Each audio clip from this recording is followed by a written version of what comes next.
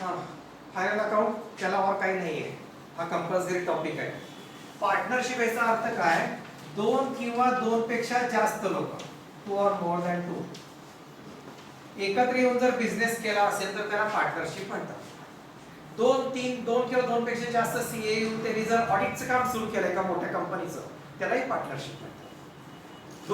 दोन इंजिनियर एकत्र येऊन जर ब्रिज बांधायचं काम घेतलं, त्यालाही पार्टनरशिप म्हणतात. मग बिझनेस और प्रोफेशन, सीए म्हणजे प्रोफेशन झालं. आता वकिलांच्या बाबतीत सुद्धा एक दोघं तिघं वकील एकत्र आले आणि त्यांनी मोठी केस लढण्यासाठी एकत्र आले, हो येऊ शकते की मोठी केस लढायची आहे एक, त्यासाठी ते एकत्र आले, त्याला एक पार्टनरशिप म्हणतात. म्हणजे ते प्रोफेशन झालं. आणि बिझनेस म्हणजे दोन किंवा दोन पेक्षा जास्त व्यक्ती एकत्र येऊन एखादा ब्रिज बांधलं, रोडचं कॉन्ट्रॅक्ट घेतलं, कारखाना काढला, तर ते बिझनेस झालं पार्टनरशिपचा. मग पार्टनरशिप मध्ये काय लागतं, टू और मोर दॅन टू पर्सन्स, त्या एकत्र येऊन जर बिझनेस केला तर त्याला पार्टनरशिप म्हणतात. फायनल अकाउंट्स म्हणजे काय, त्या फिनान्शियल इयर मधलं अकाउंटची शेवटची, अकाउंटिंगची शेवटची स्टेप्स आहे, जे आपण वर्षभर अकाउंट लिहितो, लेजर वगैरे सगळं कॅशबुक, त्याची शेवटची स्टेप म्हणजे फायनल अकाउंट. आणि फायनल अकाउंट कधी बनवलं जातं, 31 मार्च एव्हरी इयर. अगदी 31 मार्चला नाही, त्याच्यानंतर एक 8-15 दिवसात. 31 मार्चला कसं होईल, 31 मार्चचे व्यवहार आज 31 मार्च असेल आहे तर संध्याकाळी 8ला दुकान बंद होणार ना, 8-8:30ला, किंवा तुमचा व्यवसाय, त्याच्यानंतर एक 8-15 दिवसात फायनल अकाउंट तयार होतात. फायनल अकाउंटला आणखी एक शब्द आहे, पुढे येतो, फिनान्शियल स्टेटमेंट. फिनान्शियल स्टेटमेंट म्हणजेच फायनल अकाउंट. फिनान्शियल स्टेटमेंट म्हणजेच फायनल अकाउंट. हा झालं. एव्हरी इयर अकाउंट कधी क्लोज होतात, कधी क्लोज करायचे असतात, 31 मार्च एव्हरी इयर. आणि नवीन हिशोब कधी सुरू होणार, 1 एप्रिल एव्हरी इयर. म्हणजे आर्थिक वर्ष कसं असणार, फिनान्शियल इयर कसं असणार, 1 एप्रिल ते 31 मार्च. 31 मार्चला संपणार आणि नवीन वर्ष 1 एप्रिलला सुरू होणार. म्हणून हे मागं काय लिहिलंय, मी संपले सांगितलं आणि स्टार्ट सांगितलं, चालतं तसं. म्हणजे प्रत्येक फिनान्शियल इयर कसं असतं, अकाउंटचं इयर कसं असतं, 1 एप्रिल टू 31 मार्च, आणि 1 एप्रिल पासून नवीन वर्ष सुरू होतं. एवढं सगळं सांगितलेलं आहे. पार्टनरशिप म्हणजे दोन किंवा दोन पेक्षा जास्त येऊन ज्यांनी बिझनेस करू देत नाही तर प्रोफेशन करू देत, त्याला पार्टनरशिप असं म्हणतात. पार्टनरशिप हा झालं, एवढंच गरजेचं आहे. आता एक डायग्राम तयार करू, लक्ष द्या. फायनल अकाउंट समजला, आतापर्यंत कोण असं समजलं नाही म्हटलेलं कोण नाही. पहिल्यांदा रिअल अकाउंट, हे सगळे ओळखीचे आहेत बघा. नॉमिनल अकाउंट, हालचाल करायची नाही. पर्सनल अकाउंट, पर्सनल अकाउंट, या अकाउंटचे सगळे लेजर तयार करायचे. आता इथं रिअल अकाउंट म्हणजे काय येणार आहे, बिल्डिंग, फार वाढवणार नाहीये मी, थोडक्यात मशिनरी. नॉमिनल अकाउंट मध्ये कोण येणार आहे, salary, salary, rent, wedges, etcetera. Personal account मध्ये कोण येणार आहे, डेटर्स, क्रेडिटर्स, बॅलन्स शीटला झाले, डिसॉल्युशनला झाले, डेटर्स, क्रेडिटर्स. डेटर्स म्हणजे कस्टमर कडचं येणं आणि क्रेडिटर्स म्हणजे सप्लायरचं देणं, सप्लायरचं देणं. त्यानंतर कॅपिटल आणि सर्वात फेमस ड्रॉइंग्स. व्यवसायातनं पैसे उचलले, व्यवसायात पैसे गुंतवले की कॅपिटल म्हणतात, आणि व्यवसायातनं पैसे काढले की त्याला ड्रॉइंग्स म्हणतात. ड्रॉइंग्स म्हणजे व्यवसायातनं पैसे काढून घ्यायचे, थोडे थोडे, एकदम काढायचे नाही, कसं व्यवसायामध्ये हा ड्रॉइंग्स म्हणतात. हे पर्सनल अकाउंट झालं. ह्या पर्सनल अकाउंट्स, जे काय पर्सनल अकाउंट तुमचे खूप असतात, त्याच्यावरून लेजर अकाउंट तयार करायचं. लेजर अकाउंट, लेजर अकाउंटचे दोन बॅलन्सचे प्रकार असतात. डायग्राम खाली पडते येणार आहे. एक डेबिट बॅलन्स आणि दुसरा क्रेडिट बॅलन्स. असं लेजर अकाउंटचे दोन बॅलन्सचे प्रकार आहेत. डेबिट बॅलन्स म्हणजे काय, excess of debit over credit. Excess of debit over credit. Ledger जर विसरला असेल तर त्याचं रुलिंग असं असतं. हा लेजर अकाउंट, हा तुमचा लेजर अकाउंट समजा कॅश अकाउंट आहे, सोपा घ्या. ही डेबिट साइड आणि ही क्रेडिट साइड, ही सेंट्रल आहे. मग मी काय सांगितलं, डेबिट बॅलन्स म्हणजे काय, excess of debit side over credit side. म्हणजे काय, डेबिट साइडची बेरीज जड आहे कोणापेक्षा, क्रेडिट पेक्षा, त्यावेळेला डेबिट बॅलन्स आपल्याला मिळतो. डेबिट बॅलन्स म्हणजे काय? लेजर अकाउंटची डेबिट साइड जड आहे क्रेडिट पेक्षा, तर डेबिट बॅलन्स मिळतो. आणि क्रेडिट बॅलन्स म्हणजे काय? Excess of credit over debit. मग इथं लिहितो excess of debit over credit. अर्थ कळतो का? डेबिट साइड जड आहे कोणापेक्षा? क्रेडिट साइड पेक्षा, त्याला डेबिट बॅलन्स म्हणतात. त्याच एवढंच मला, आपल्याला काय अकराने जाऊन शिकवायचं नाही. आणि इथं काय ना, excess of credit over debit. इथं कुठली साइड जड आहे? हेच की रुलिंग हेच. ही साइड जड आहे. ही साइड जड म्हणजे पैशाने जड, बेरीज जास्त आहे. जड म्हणजे असा अर्थ नाही ही. आणि इकडं डेबिट बॅलन्स म्हणजे डेबिट साइड जड आहे. इकडची 1 लाख आहे, इकडे 20,000 आहे. असं कळालं? क्रेडिट बॅलन्स म्हणजे काय? इकडे 70,000 आहे क्रेडिटला, आणि इथं 5,000 आहे. कळालं का आता जड म्हणजे? ओके. हे debit balance, debit balance, credit balance. हे सगळे अकाउंट झाले. त्याच्यावर लेजर बनवायचं. लेजरचे 2 प्रकार असतात बॅलन्सिंगचे. काही डेबिट बॅलन्स असतात, काही क्रेडिट बॅलन्स असतात. काही लेजरची डेबिट साइड जड असते, काही लेजरची क्रेडिट साइड जड असते. ऐका सगळं, नुसतं ऐकायचं, हलायचं नाही. आता त्याच्यावरनं काय बनवायचं? त्याच्यावरनं ट्रायल बॅलन्स बनवायचं. ट्रायल बॅलन्स बनवायचं. ट्रायल बॅलन्स रुलिंग कसं असतं ते पण दाखवतो तुम्हाला. हे असं असतं, पर्टिक्युलर्स डेबिट रुपीज आणि क्रेडिट रुपीज. हा ट्रायल बॅलन्स कधी बनवायचा असतो? ॲज ऑन 31/3/2021 असो. संपलंय, मार्च झालाय, चालते बोल. ॲज ऑन वर्षाच्या शेवटी ट्रायल बॅलन्स बनवायचा. ट्रायल बॅलन्सची व्याख्या काय आहे? List of debit and credit balances. List of debit and credit balances. हे जे डेबिट अँड क्रेडिट बॅलन्सचे असंख्य अकाउंट आहेत की नाही, हे उगीच नॉमिनल घेतलेत मी. भरपूर अकाउंट असतात, शेकड्या बिझनेस मध्ये. मग त्याचे list of debit and credit balances is called trial balance. Debit and credit बॅलन्सची यादी म्हणजे ट्रायल बॅलन्स. आणि हा ट्रायल बॅलन्स तुमचा काय असला पाहिजे? टॅली असला पाहिजे. म्हणजे इकडे 1 लाख आणि इकडे 1 लाख टॅली असला पाहिजे. ह्याचा अर्थ काय? ट्रायल बॅलन्स टॅली याचा अर्थ वरचं सगळं लेजर वगैरे सगळं बरोबर आहे. सगळ्या अकाउंटचं लेजर, बॅलन्सिंग, सगळं पोस्टिंग सुद्धा, जर्नलचं डेबिट क्रेडिट दिलेलं सगळं बरोबर आहे असा अर्थ निघतो. इथपर्यंत आणून ठेवलंय बघा तुम्हाला ट्रायल बॅलन्स पर्यंत. ट्रायल बॅलन्स म्हणजे डेबिट आणि क्रेडिट बॅलन्सची यादी, त्याला ट्रायल बॅलन्स असं म्हणतात. वरनं सगळं बघत या, हे सगळं केलेलं आहे. आता ह्याच्या पुढे काय येतंय? इथनं पुढं ट्रायल बॅलन्स वरनं तुम्ही फायनल अकाउंट्स तयार करायचे असतात. फायनल अकाउंट्स आता हे बसणार नाही इथं, ते बसत नाही म्हणून तिथं घेऊया. आहे जागा.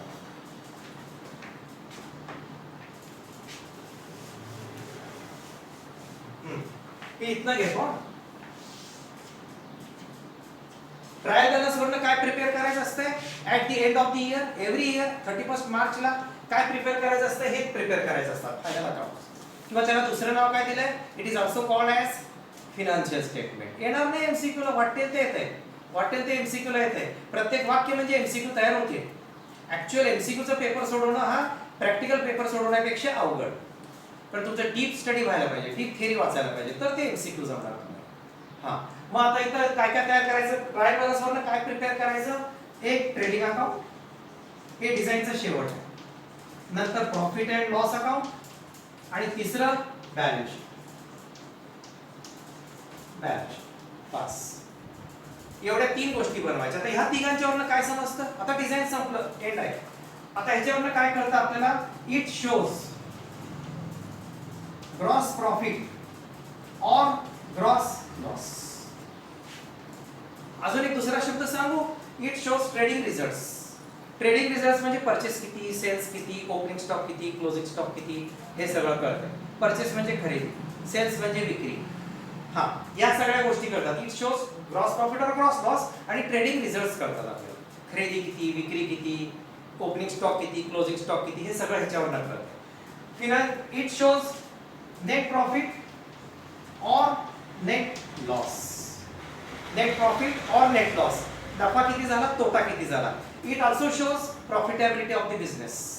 आपल्या बिझनेसला नफा किती झाला हे तो दाखवतो. नेट प्रॉफिट, हा प्रॉफिट अँड लॉस अकाउंट दाखवतो. प्रॉफिटेबिलिटी, तुमचा नफा किती, नफा मिळवण्याची क्षमता किती आहे.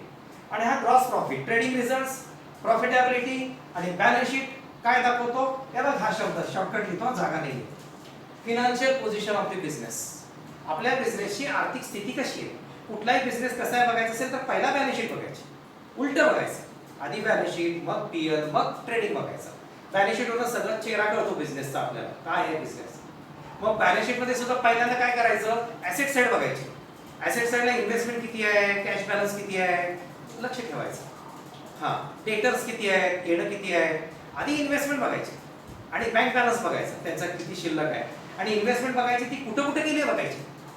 उगीच वाटेल त्या कंपनीत केलं असेल, त्या उद्या बुडणार असतील तर ते इन्व्हेस्टमेंट चांगले आहे. चांगल्या ठिकाणी तुम्ही पैसे कुठे ठेवता? न बुडणाऱ्या बँकेत ठेवता ना, चांगल्या बँकेत. मग तसंच इन्व्हेस्टमेंट कुठे केली तेही बघायचं असतं. बँक बॅलन्स काय, बँका सगळ्या असतातच चांगल्या, तसं काय नाही. नॅशनलाइज बँका मोस्टली झालं. मला तिला बघायचं. हे सगळं क्लिअर केलंय डिझाईन करून तुम्हाला. ते सगळं त्या थेअरीमध्ये सगळं आहे. ते पहिल्यांदा इथं मी रिअल, पर्सनल, नॉमिनल घेतलंय. त्याचे उगीच एक्झाम्पल द्यायचे म्हणून दिलेत. पहिला माहित नसेल रिअल म्हणजे काय. पण एकदा आणखी एकदा सांगतो, रिअल अकाउंट म्हणजे जे दृश्य असतात आणि स्पर्श असतात, डोळ्याला दिसतात, ज्याला निश्चित आकार आहे. नॉमिनल अकाउंट म्हणजे अदृश्य असतात, दिसत नाही. नॉमिनल अकाउंट, अदृश्य अकाउंट. आणि पर्सनल म्हणजे व्यक्ती, संस्था, संघटना, व्यक्ती, पाटील आडनाव, दीक्षित आडनाव, हे सगळं पर्सनल अकाउंट मध्ये येणार. डेटर्स म्हणजे कस्टमर, माणूस आहे. क्रेडिटर्स म्हणजे सप्लायर, सप्लायर म्हणजे ज्याने आम्हाला माल पुरवला. कॅपिटल कोण आणतं? मालक. ड्रॉइंग्स कोण करतं? मालक. म्हणजे माणसं आहे तिथं सगळी, तिथं माणसं आहे. क्रिकेट संघटना कॅप ह्याच्यात येणार, पर्सनल अकाउंट मध्ये येणार.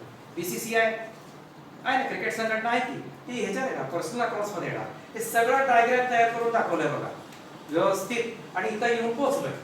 ह्याचं सांगा मला, trading account shows also shows trading results, म्हणजे खरेदी किती, विक्री किती, त्यातनं आम्हाला जीपी किती, ग्रॉस प्रॉफिट. हा काय दाखवतो? प्रॉफिटेबिलिटी ऑफ द बिझनेस, नफा किती मिळेल आपल्याला, नफा किती मिळेल. आणि balance sheet shows financial position of the business, त्या व्यवसायाची आर्थिक स्थिती किती आहे. एवढंच आहे. आता मी सगळं बोललोय की नाही, त्या नेसेसिटी ऑफ फायनल अकाउंट कुठला तरी मुद्दा आहे ना, त्याच्यात आहे ते सगळं. आणि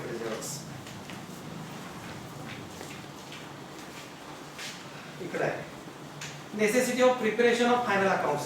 हे सगळे बोललेले शब्द त्याच्यात येऊन गेले. एक 2-3 मुद्दे राहिले असतील फक्त, रेशोज, फ्युचर प्लॅनिंग, तेवढं राहिलं असेल. ते मॅक्सिमम कव्हर केलेलं आहे. हे घेऊन काय, हे उगीच हातात घेऊन नंतर मग सांगायचं यातलं हे राहील. बेसिक डायग्राम करूनच तुम्हाला शिकवलंय सगळं डायरेक्ट, काहीच राहिलं नाही का. फंडामेंटल म्हणजे तुम्हाला मी इथनं लेक्चर दिलं नाही, इथनं लेक्चर दिलं. अरे हा कोणावरनं बनतो? हा आपण काढलेले सगळे रिअल, पर्सनल, नॉमिनल अकाउंट्स वरनं बनतो. तुम्ही असं थोडा बेस नसल्यामुळे हे नावं टाकली त्यात. फॉर एक्झाम्पल तसं भरपूर आहे, खूप आहे त्यामध्ये. झालं, त्याच्यावरनं लेजर बनतो. लेजरचे 2 तास बसतात.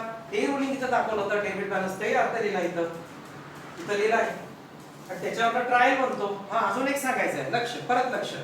हा जो डेबिट बॅलन्सचे अकाउंट असतील ना, ज्यांचा डेबिट बॅलन्स असेल ते सगळे इथं येतात.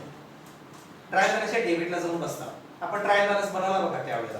आणि क्रेडिट बॅलन्स वर सगळे इथं येतात, रेशो लेवल. त्याप्रमाणे हा ट्रायल बॅलन्स बनतो. आणि ट्रायल बॅलन्स जर टॅली झाला तर वरचं सगळं बरोबर. वरचं सगळं म्हणजे जर्नल एंट्रीज पासून सगळं बरोबर, त्याच्या पुढची अमाऊंट सगळं बरोबर आहे, लेजर पोस्टिंग सगळं बरोबर आहे. त्याच्यावर ट्रायल बॅलन्स बनतो. आणि हा जर टॅली नाही झाला तर माझं कुठेतरी चूक आहे असा अर्थ नाही. आणि जर टॅली झाला आणि 31 मार्च झाला तर तात्पुरतं त्याला सस्पेन्स अकाउंट म्हणतात. सस्पेन्स अकाउंट म्हणजे कुठल्या कशाचा फरक पडला आम्हाला काय माहित नाही, पण फायनल अकाउंट तर बनवायचे. नंतर ऑडिट मध्ये निघतंय सगळं. ऑडिट करतो ना आपण, हिशोबाची पुस्तकं तपासायला लोक येतात की बाहेरची, किंवा आपण पाठवतो पुस्तकं त्यांच्याकडे, आपण कमी असतील बुक्स तर त्याच्या सस्पेन्स टाकतात. तिथं चूक सापडली की हे रेक्टिफाय करून टाकतात, रेक्टिफिकेशन करतात, झालं, दुरुस्ती करतात, चुकीची दुरुस्ती. असा हा फायनल अकाउंट आहे. काही टेन्शन घेऊ नका. आजपर्यंत असा एकही विद्यार्थी नाही की नाही कळाला फायनल अकाउंट, कळतोच टॉपिक हा. फक्त हे पाहिजे तुम्हाला. मी आहे ना, बघतो कसं कळत नाही, कारण ते मला हँडल विथ केअरच करावं लागणार आहे मला टॉपिक हा, कारण हा महत्वाचा टॉपिक आहे. FY ला टॉपिक ह्याच्या संबंधित आहे, SY ला आहे, TY ला आहे, MCOM ला पण आहे. MCOM ला इन्शुरन्स कंपनीचे फायनल अकाउंट आहे. इन्शुरन्स कंपनी म्हणजे कुठल्या, LIC, national insurance company, oriental insurance company, मग किती मोठा असेल. TY ला बँक फायनल आहे. बँका किती मोठ्या असतात, खऱ्या बँकेचा नव्हे, तयार केलेल्या बँकेचा. खऱ्या केलेला नव्हे, शिक्षकांनी तयार केलेला प्रॉब्लेम असतो. तुम्हाला वाटलं खरी बँक आहे कुठली तरी त्याचा तुम्हाला टाकतात का, त्याची कोटीत फिगर असतात बँकेची, माहिती ना, आकडे कोटीत असतात डिपॉझिट्स वगैरे, तेवढा नसतो तुम्हाला. हा एवढा प्रकार झालेला आहे लेक्चर. आता आपण थेअरी प्रमाणे जाऊया. थेअरी प्रमाणे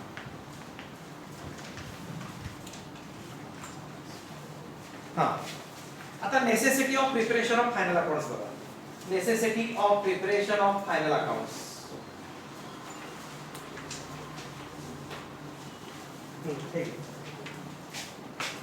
फक्त नेसेसिटी बघा, कारण वरचं झालेलं आहे सगळं, नंतर वाचून खात्री करायची. आणि कुठला वर्ड मिस झाला असेल, नाही बाबा आम्हाला नाही कळालं, बोला, सांगा मला, उद्या सांगा तरी चालतंय. हा, फायनल अकाउंट्स का बनवायचे, काय गरज आहे? To find out gross profit or gross loss of the business. हे काय ट्रेडिंग अकाउंट, ट्रेडिंग अकाउंट आहे. ग्रॉस प्रॉफिट आणि ग्रॉस लॉस आपल्याला किती झाला, gross loss, gross profit Marathi ढोबळ, नफा आणि ढोबळ तोटा, किंवा या दोन्ही नाही, किंवा हे आपल्याला कळावं. आणि तो कुठं कळतो, ट्रेडिंग अकाउंटला कळतो. सगळं फळ्यावर आहे. नंबर 2 बघ, लक्ष द्यायचं त्याच्यावर. आपलं 11वीला फायनल अकाउंट चुकलं हे जाणीव ठेवा डोक्यात. हा, त्यामुळे तर कळेल की हा, तुम्ही हा बिंदास राहणार आणि कळावं अशी अपेक्षा ठेवणार असं नाही होत, तुम्ही पण सिरियस पाहिजे. To find out net profit or net loss of the business. आपल्या बिझनेसचा निव्वळ नफा किंवा निव्वळ तोटा किती झाला हे कळण्यासाठी फायनल अकाउंट्स बनवावे लागतात. ते कुठे कळते, प्रॉफिट अँड लॉस अकाउंट इथे आहे, प्रॉफिट अँड लॉस अकाउंटला कळतं नेट प्रॉफिट. त्यानंतर to know the financial position of the business. ते आपल्या बिझनेसची आर्थिक स्थिती किती आहे ते कुठं कळतं, ते आपल्याला बॅलन्स शीट प्रिपेअर केल्यावर आपोआप कळतं. नंतर to prepare various financial statements for future planning. तुम्हाला फ्युचर भविष्यात काही नियोजन करण्यासाठी तुम्हाला इतर काही स्टेटमेंट्स बनवायचे असतील, नाव उच्चारतो कळणार नाही. हा, cash flow statement, funds flow statement, हे टीवायला टॉपिक आहे, टीवाय वरच्या लेवलला टॉपिक आहे. हे स्टेटमेंट बनवण्यासाठी तुम्हाला ह्या फायनान्शियल स्टेटमेंटचा उपयोग होतो. कॅश फ्लो स्टेटमेंट्स म्हणजे काय, आपल्याला कॅश इनफ्लो किती झाली आणि आउटफ्लो किती झाली, तिथं तसं बोलायचं असतं. पैसे आले किती आणि पैसे गेले किती. बोला सुरू काय, अजून बोला सुरू, तयारी आहे. हा, समजा नेट प्रॉफिट आहे, नेट प्रॉफिट आहे 70,000 आणि त्याच वेळेला तिजोरीत आहेत कॅश मध्ये 20,000. असं कसं काय, तुझा नेट प्रॉफिट 70,000 असेल तर कॅश बॉक्सला पण किती पाहिजे, कॅश आणि बँक 70,000 पाहिजे, पण आहे किती 20,000. मग हा डिफरन्स किती पडला, किती पडला हा डिफरन्स, 50,000चा पडला. म्हणजे 50,000चे रुपीज काय असतात, काही अकाउंटन्सी मध्ये नॉन कॅश आयटम्स असतात. Non cash items, non cash items म्हणजे काय, डिप्रिशिएशन. डिप्रिशिएशन हा ऍक्च्युअल खर्च झालेला असतो का, पैशात इनफ्लो आउटफ्लो नाही. डिप्रिशिएशन ही चीज आहे, आपण कन्सिडर केलेली असती. ऍक्च्युअल पैसे आले गेले असं काही झालेलं नसतंय. डिप्रिशिएशन असे बरेच आयटम असतात नॉन कॅश आयटम, त्यामुळे हा डिफरन्स पडतो. बरं, तुम्ही एवढंच लक्षात ठेवा, कॅश फ्लो स्टेटमेंट ह्याचा अर्थ पैसे आले किती आणि पैसे गेले किती ह्याचा हिशोब करायचा. पण तो हिशोब करण्यासाठी तुमच्याकडे काय पाहिजे, हे तयार पाहिजे.